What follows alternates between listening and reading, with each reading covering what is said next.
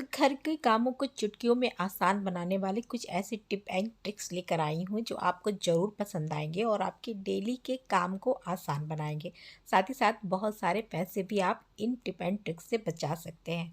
तो चलिए स्टार्ट करते हैं आज का वीडियो। तो सबसे पहले जो टिप है इस तरह की डस्टिंग ग्लव्स के ऊपर सभी लोग इस तरह के डस्टिंग का यूज़ करते हैं मॉप। लेकिन एक प्रॉब्लम होती है, जब इसे वॉश करते हैं ना तो इसमें हैंगिंग का कोई ऑप्शन नहीं होता है ताकि हम कहीं इसको हैंग कर सकें। साथ ही साथ इसको यूज़ करने के बाद रखने का भी ऑप्शन नहीं होता है, क्योंकि इसमें कहीं हैंग करने की जगह नहीं होती है। तो इसीलिए यहाँ पे छोटा सा एक मैंने इसमें स्पेस बनाया है, कट नहीं किया है, हल्का सा उसको वहाँ से कपड़ा थोड़ा फैला दिया है और उसी में मैं एक रिबन का यूज़ कर रही हूँ। छोटा सा लूप बनाया मैंने और 2 नॉट लगा दी।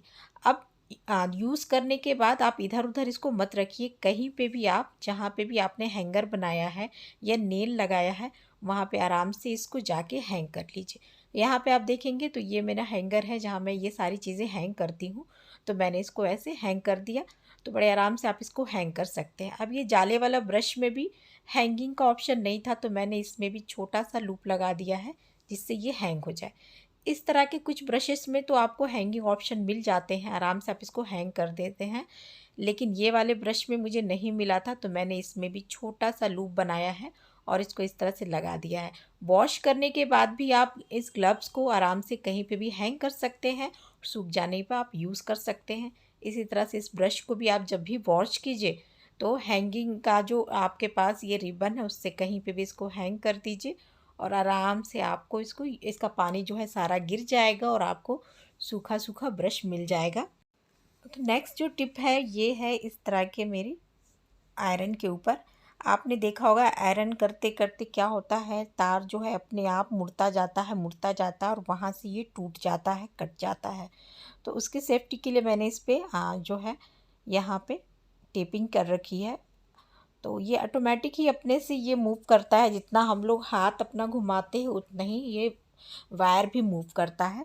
तो इसके लिए मैंने एक चीज़ की है, यहाँ पे देखिए इस तरह का खाली लूप लेना है, जो आप धागा यूज़ करते हैं सिलाई वाला उसका खाली पीसेस ले लेना है। आप चाहो तो टेलर वाली दुकान जो होती है ना वहाँ से भी आप ले सकते हैं, या फिर आपके पास बचे बचे थोड़े थोड़े धागे हों तो उनको भी आप निकाल के उसका भी यूज़ कर सकते हैं। 8-10 पीसेस इस तरह से ले लें और बीच में से ऐसे कैंची से मैंने कट किया है। ये हाफ़ कट करना है, पूरा नहीं करना है। इसी तरीके से कुछ पीसेस मैंने इकट्ठा किए हैं, तो इनका मैं यूज़ करने वाली हूँ। यहाँ देखेंगे तो बस इसको ऐसे करना है और बीच में इसको ऐसे हमें डाल देना है। ये देखिए ऐसे।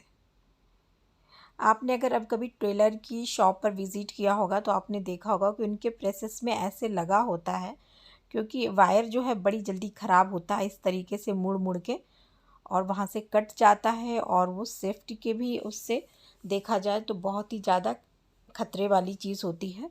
तो इस तरह से अगर आप लगा लेंगे ना तो फिर आप वायर को कितना प्रेस को कितना भी घुमाएंगे अपने हिसाब से, इससे वायर जो है कटेगा नहीं और आपको जो है बिजली का करंट या ऐसा कुछ लगने का डर नहीं रहेगा।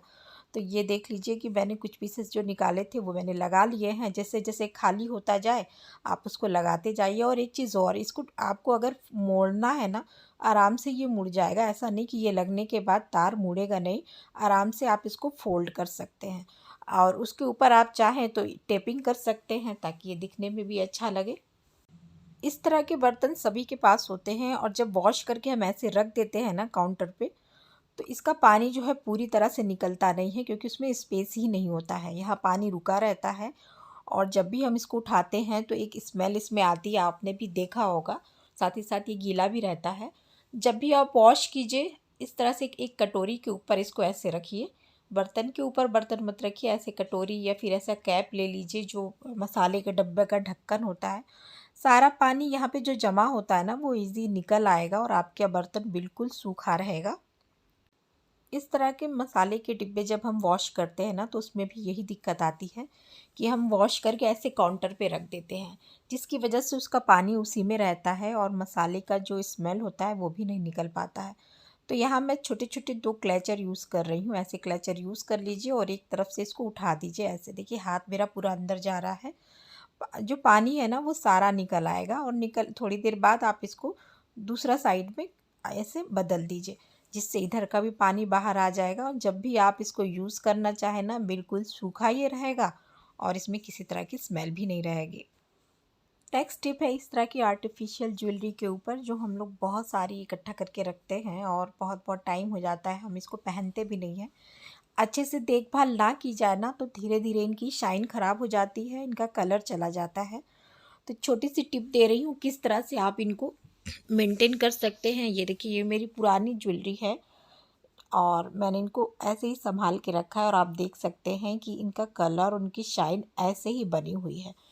तो किस तरह से आप भी इनको संभाल के रखें कि आपकी ज्वेलरी जो है नई जैसी बनी रहे। तो चलिए मैं इसके लिए एक छोटी सी टिप आपको बताती हूँ। यहाँ पे आपको ले लेना है कॉपी का जो पेज होता है ना, वो ले लीजिए। ध्यान रखिए कि यहाँ पे प्रिंटेड कोई भी पेपर नहीं लेना है हमें, जैसे न्यूज़पेपर नहीं लेना है या लिखा वाला पार्ट नहीं लेना है। हमें सफ़ेद पन्ना लेना है जो बिल्कुल इस पर कुछ लिखा ना हो, और इस तरह से हम इनको अलग अलग फ़ोल्ड कर लेंगे, ऐसे बना लेंगे।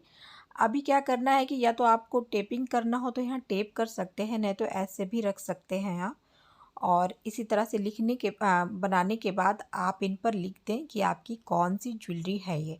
इससे क्या होगा कि जब आपको यूज़ करना होगा ना, सारे पैकेट को आपको खोलना नहीं पड़ेगा। सिर्फ आपको जो चाहिए वो ऊपर से आप पढ़िए और ऊपर से पढ़ के उस ज्वेलरी को आप निकाल सकते हैं।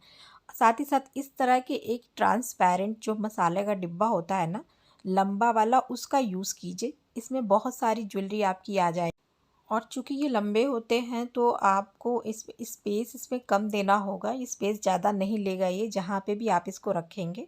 आराम से बहुत सारी ज्वेलरी इस तरह से पैक करके और आप इस पे नेम लिख करके इसको इस तरह से रख दीजिए और लिड को इसको कवर कर लीजिए। अब कोई भी ज्वेलरी जो भी आपको निकालनी है, बहुत आराम से आप इसको निकाल सकते हैं। यहाँ पे नाम पढ़िए कि कौन सा आपको लेना है और उसमें आप निकाल सकते हैं। ज्वेलरी के नाम के साथ साथ आप उसमें कलर भी ऑप्शन डालिएगा कि कौन सी कलर की है, तो वो आपको आराम हो जाएगा निकालने में।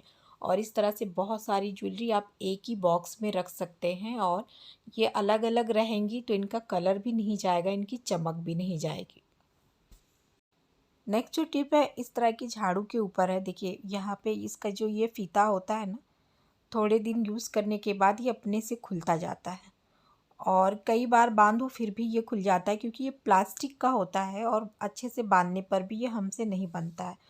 एक तरीका ऐसा बांधिए कि ये फिक्स हो जाए। तो इस तरह से इसकी तीलियां जो है ना, उनमें आप इसको ऊपर से नीचे डालिए, इस तरह से वीविंग कर दीजिए इसकी, जिससे कि ये बार बार खुले ना। थोड़ा सा वीविंग करने के बाद इसको हम रोल रोल करेंगे और देखिए इसको रोल रोल करके यहाँ पे मैंने एक गांठ लगा दी है ताकि ये खुले ना। और 3-4 बार इसको हम लपेट देंगे फिर से इसकी जो ये स्टिक है उसमें। इस तरह से करने के बाद ये नहीं खुलेगा और आराम से आपका झाड़ू टिका रहेगा, चलेगा। इसके अलावा आप चाहें तो इसमें और अच्छे से मजबूती देने के लिए, जैसे ही नया झाड़ू आता है आप उसमें इस तरह से टेपिंग कर दे, तो ये यहाँ पे जहाँ पे इसका फीते वाला पार्ट होता है जो, वहाँ पे आप एक टेप लगा दे पूरा गोलाई में, उसको हाइट कर दे ताकि वो खुले ना। उसके बाद से आप पूरा राउंड राउंड करते पूरे झाड़ू में इसी तरीके से इलेक्ट्रिक टेप का यूज़ करते हुए इसको पैक कर दीजिए।